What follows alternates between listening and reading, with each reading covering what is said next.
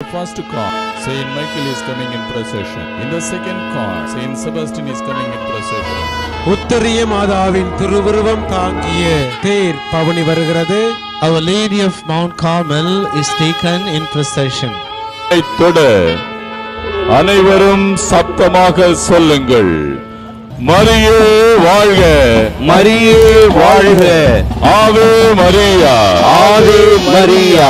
தந்தை மகன் தூய் ஆவியாரின் பெயராலே ஆமென்.